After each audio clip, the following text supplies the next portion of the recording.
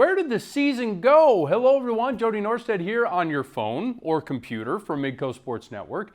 Can you believe we've already reached the end of the regular season and we have playoffs going on this week in Class A and 9-man? Shameless plug time, if you want some in-depth analysis on all four classes, including some playoff predictions, check out the latest MidcoSN podcast with myself, Brad Anderson, and Chase Miller, a couple of great radio guys here in the area.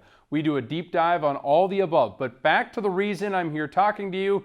It's time to announce the MidcoSN Game Ball winner, sponsored by Farmers Union Insurance. Several were deserving this week, but as you know by now, only one can be crowned. But for the best of the rest, we of course have the top performers list. Check it out, 10 names on the board that were oh so close. If Colin Conte did this any other week, he probably would have some hardware up at Northern Cats. People watching this are probably thinking, how does a guy rush for 413 yards and 4 touchdowns and not get a dang game ball? I'm right there with you, but I'm telling you, the guy who got it beat him by a hair. Speaking of hair, Conte was running like his hair was on fire against Oak Grove. He was just a menace on the field, and more importantly, the victory earned the Jags at least one more game with them clinching a playoff spot. So congrats to Conte, you balled, my man. Next up, South Sibumana Enoch. The Bruins needed a win to keep their playoff hopes alive, and they overcame 4 turnovers to pick up the W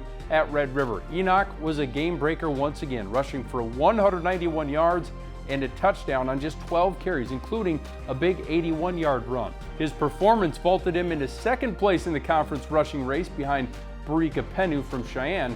Keep in mind, both of those guys are just juniors.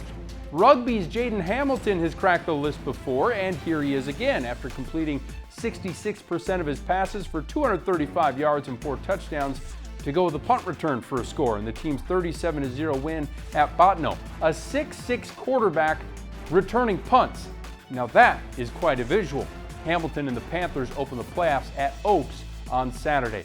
Another week, another 200-plus yard rushing performance by Bismarck High sophomore running back Isaiah Hughes. The last time Hughes failed to reach the 200-yard mark, the MLB regular season was still going on. The Twins hadn't been swept by the Yankees yet.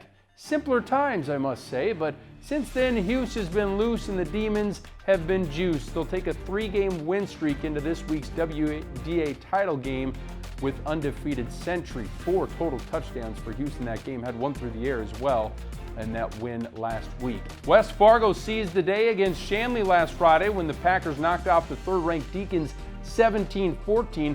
Dustin Mertz was the heartbeat for the Pack, passing for 106 and rushing for 100-plus more and 2 touchdowns.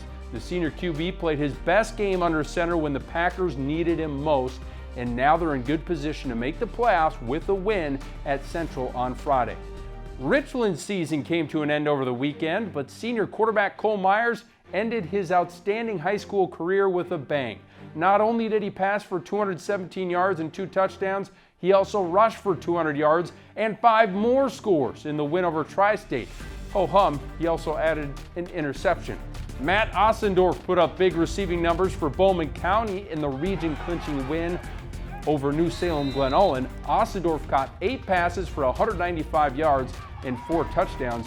More from that game in a bit. Hint, hint. Connor Obmar makes the top performers list again. He found the end zone twice on the ground and scored a pick 6 in Grant County Flashers' blowout win over 3rd-ranked Linton HMB. The Storm head to 3rd-seeded Ray Powers Lake for the first round of the playoffs. You won't find many players tougher in the state than Zach Rogers. The Cheyenne fullback and linebacker was all over the field on Friday in the 35-26 win over Davies to help the Mustangs pull into a tie for first place in the EDC. Rogers rushed for 147 yards and a touchdown on offense. He's also a great lead blocker for that rushing offense. And then on defense, he led the way with 12 tackles, 2 of those for loss, and a key fumble recovery. Cheyenne can win the EDC title for a 2nd straight year with a win against Fargo South on Friday. Not sure if they have a turnover chain at Shiloh Christian, but if they did, it would have been put to good use on Saturday. The Skyhawks defense forced 10 turnovers, 6 interceptions, and 4 fumble recoveries, throwing a safety for good measure in the 35-18 win over Dickinson Trinity. And I thought the Patriots' fantasy football defense was good. Shiloh secured a home playoff game in the process and will host DLB on Saturday afternoon. And now to the winner of this pretty darn good-looking football. Our MidcoSN Game Ball, sponsored by Farmers Union Insurance, is heading to the southwest corner of the state to Bulldog Country.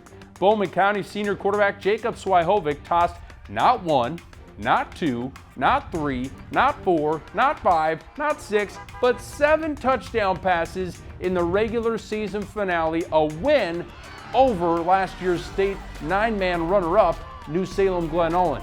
That clinched the Bulldogs a second consecutive Region 4 title. Svihovec racked up 400 yards through the air to Caleb Duckfield and Matt Ossendorf, who cracked our top performers list, by the way. He also rushed for 80 yards. I know I butchered his name early on, but he's made a name for himself since then. Svihovec gets the game ball, and look out for Bowman County in the postseason. They have won 7 straight since losing to Oaks in the season opener.